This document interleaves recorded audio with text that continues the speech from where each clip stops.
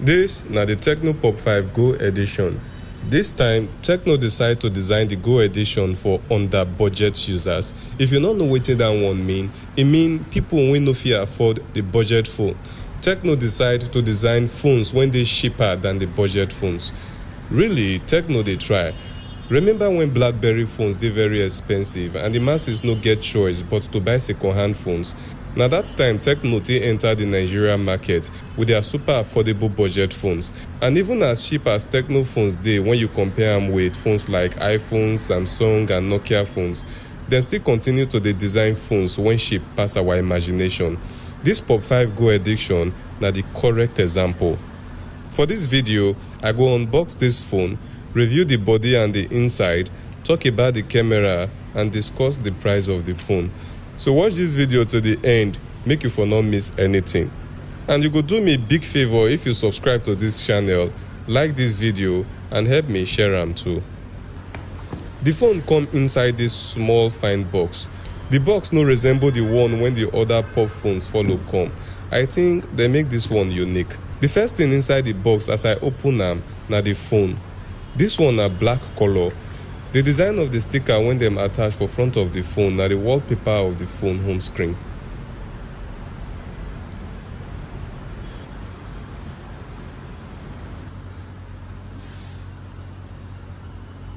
For the sticker, they write the 5 quick specifications inside.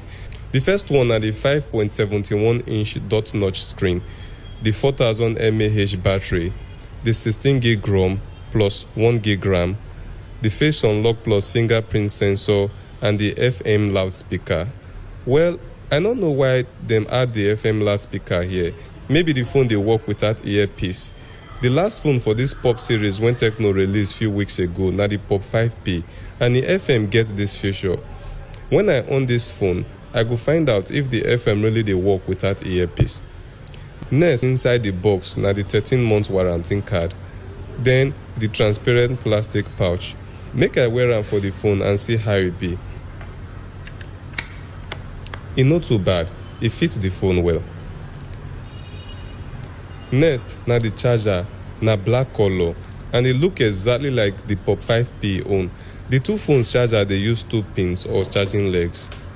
Now I find the USB charging cable, na USB 2.0 cable. I expect them to be so. After all, not be big phone, and like the charger, na black color too. The last thing na the battery, na 4000 mAh. Honestly, I no expect them.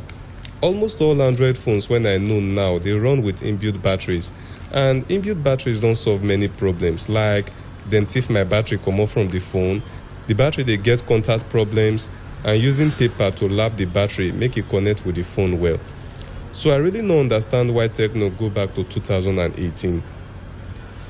As for the box, you no go see earpiece. I wonder why, but I guess dem just deliberately no put am. The phone no too slim and it no too heavy. If the battery no dey inside, it dey very light.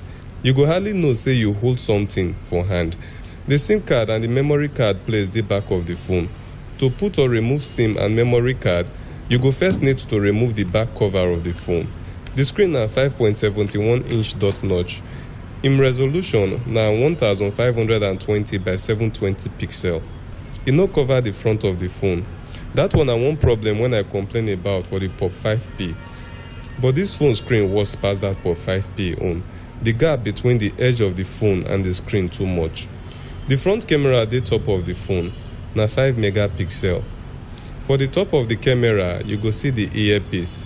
Then, if you look go the right side small, you go see the flashlight. You fit use the flashlight when the front of the phone as torch or as light source when you dey take selfie for dark place. The left corner of the phone dey empty, nothing dey there. For most phones, na this side na the SIM card dey, but for this phone, e no dey here. If you look the right side, na the volume button and the power button dey there. The button carry the charging port and the microphone hole, while the top gets the earpiece jack. The back of the phone carry the camera, flashlight, fingerprint sensor, and the Tecno branding. And oh, before I forget, the The speaker still dey back of the phone too, for the bottom. So Tecno dey refer to this speaker when they mention say the phone get FM loudspeaker for the quick specification for front of the phone. Very soon, I go test the FM of the phone to try this feature. I dey suspect say Tecno dey design this Go edition for most of their phone series, and this Go edition dey usually cheaper. For example, Spark 7 gets Go 2021 and na im cheap pass. The Pop 5 Go edition na im still cheap pass for the Pop 5 family. In price na only 35,000 naira. For this year so far, na this phone be the cheapest Android phone when Tecno don release. If you wan watch the review and unboxing of the Spark 7 Go 2021 edition and find out the price too, see the link for the description section. The link to the Pop 5 and the 5P still dey there too. The phone no too fast. E dey delay small before e go perform actions. Since e dey run on Android 11, you go notice some of Android 11 settings for the quick settings, but e no get the theft alert. The phone dey use 2 SIM cards. E get 1GB RAM with 16GB ROM. As for the network, e no dey support 4G. E dey support GPS, fingerprint sensor, face unlock, and accelerometer. So I open the FM app, and yes, it dey work without earpiece, and the speaker dey loud enough. Listen to the sound from the FM. I no edit the sound. So you're asking me to do something. The first time you requested for something I played, now you're asking for second time. So this guy sure knows how to twist. Trust me, if you don't know DJ Prom Twist. The sound recorder of the phone dey normal for cheap phones. See the playback from the sound recorder. Hello, testing the microphone, recording. Hello, testing the microphone.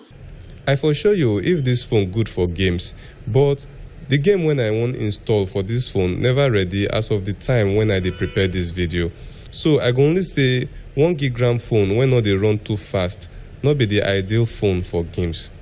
No be still the ideal phone for camera. Both the front and back camera dey run on 5 megapixel. Picture qualities dey low. Video zooming na no-go area, and you no fit rely on the phone for clear selfie. The price of the phone na 35,000 naira, and if you dey interested, let me know for the comment section. If this video dey helpful to you, you fit help this video back by subscribing to this channel, like the video, tell us wetin dey your mind for the comment section, and share am with your friends too.